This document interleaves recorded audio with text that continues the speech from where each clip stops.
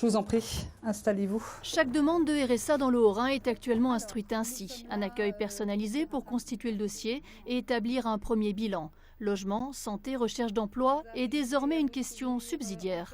Si je vous dis qu'à partir de janvier 2017, il est possible qu'on vous propose de faire acte de bénévolat dans certaines associations, est-ce que ce serait quelque chose, une activité qui vous intéresserait ?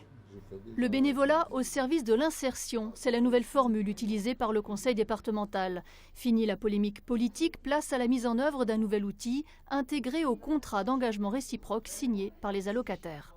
Un contrat discuté avec un référent et un allocataire, et ils construisent le cheminement de l'allocataire ensemble.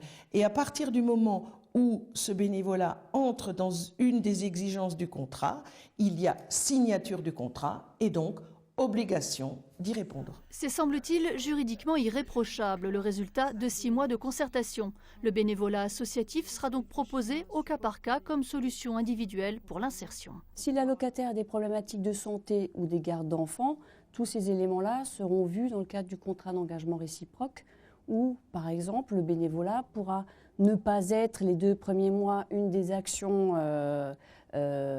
prioritaires dans le cadre du contrat d'engagement réciproque, mais peut-être plus tardivement dans le cadre du parcours d'insertion. La question sera donc posée à chaque allocataire et la réponse sera peut-être celle-ci. Ça peut être intéressant dans le cas où ça rend service à quelqu'un, quoi.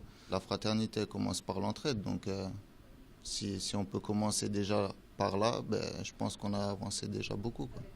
Plateforme web, groupe d'entraide, à partir de janvier, différents services vont se mettre en place. Ce qui ressemblait à un coup politique s'est transformé en dispositif opérationnel.